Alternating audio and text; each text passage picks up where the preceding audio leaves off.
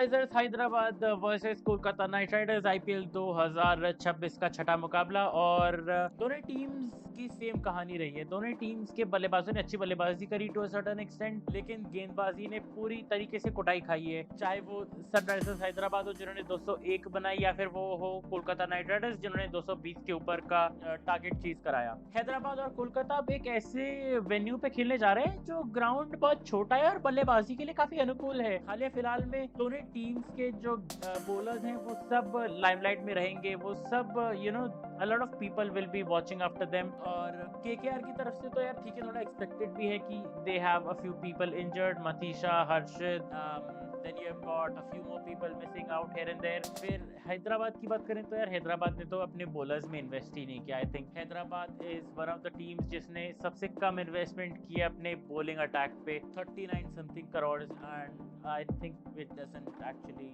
Make any sense to me, because जो बड़ी teams है उन्होंने 70 75 करोड़ खर्च किया अपने बॉलिंग अटैक्स पे। वैभव और कार्तिक इतने कॉन्फिडेंट गेंदबाज लगे नहीं मेरे को इस मुकाबले में जो पिछला देखा मैंने मुंबई के खिलाफ।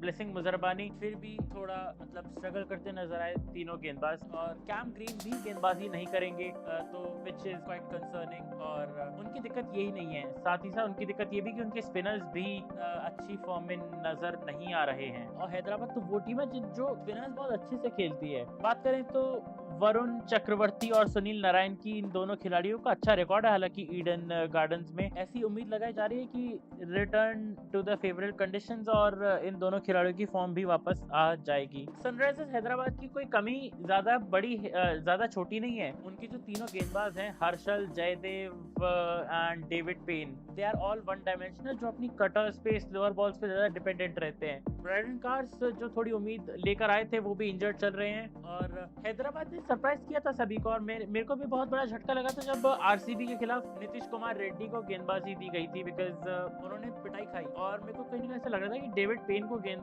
देनी चाहिए थी पहली। एहसान मलिंगा को गेंदबाजी करने का मौका ही नहीं मिला पावर प्ले में। अब इंटरेस्टिंग ये रहेगा कि क्या ये टैक्टिकल चेंज था या फिर this is how they have planned their team. Kolkata night Riders 20 matches जीता है और पिछले 6 में से 5 मुकाबले जीता है। हैदराबाद सिर्फ 10 मुकाबले जीता है। 278 बनाए थे आखिरी बार जब एसआरएच खेला था केकेआर के खिलाफ, और वो गेम हालांकि उसका कोई कॉन्सिक्वेंस था नहीं। उससे पहले केकेआर ने एसआरएच को 80 रनों से हराया था। कोलकाता नाइट राइडर्स की बात करें तो कोई उम्मीद है नहीं मेरे को बदलाव की।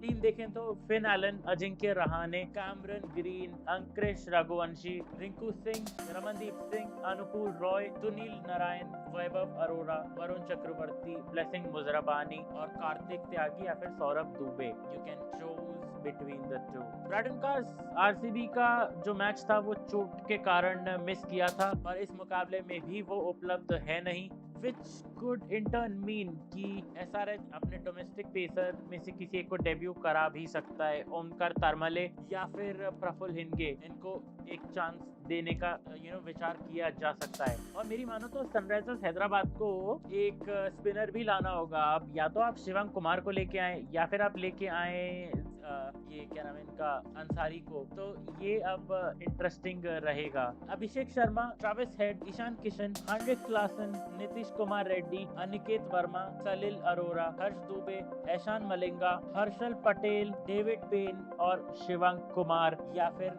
जीशान अंसारी। तो ये है मेरी एसआरएच की 11 या 12 कहें तो। शिवांग और जीशान के बीच एक टॉसअप रहेगा मेरे लिए, बिकॉज शिवांग मेरे को एक बैटिंग का ऑप्शन भी देते हैं, तो आई थिंक शिवांग के साथ जाया जा सकता है to a certain extent. Pitch की बात करें तो रन्स काफी देखने को मिलेंगे, और दोनों ही टीम्स की बल्लेबाजी भी कुछ इस तरीके से है कि रन्स काफी पड़ेंगे दोनों ही के बॉलिंग अटैक्स को, और बॉलिंग अटैक भी है नहीं स्ट्रॉन्ग, तो रन्स काफी देखने को मिलेंगे। Players to watch out for कौन रहेंगे मेरे दो।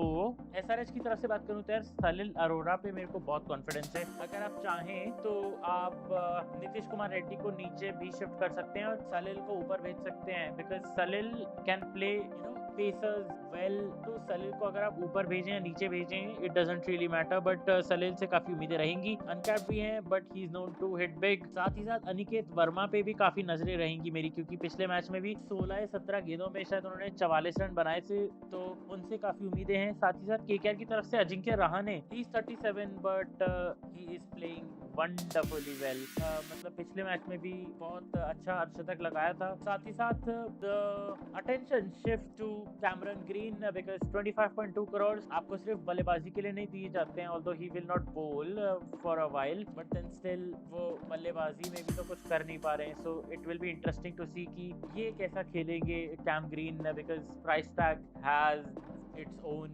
प्रेशर। साथ ही फिन एलन भी एक इंटरेस्टिंग टैलेंट है केकेआर के लिए। बाकी प्रेडिक्शंस की बात करो, I am a bit leaning towards Kolkata because उनके पास थोड़ा सा बॉलिंग अटैक थोड़ा अच्छा नजर आता है एसआरएच के कंपैरिजन में। ऑल्दो आई वांट कि एसआरएच जीते, but statistically I think KKR are gonna win this match. हो सकता है कि टाइट मैच हो सकता है एसआरएच जीते, लेकिन I am leaning towards KKR. बाकी जनता को क्या लगता है? Do send in a comments, like, share and subscribe. Stay tuned for further updates.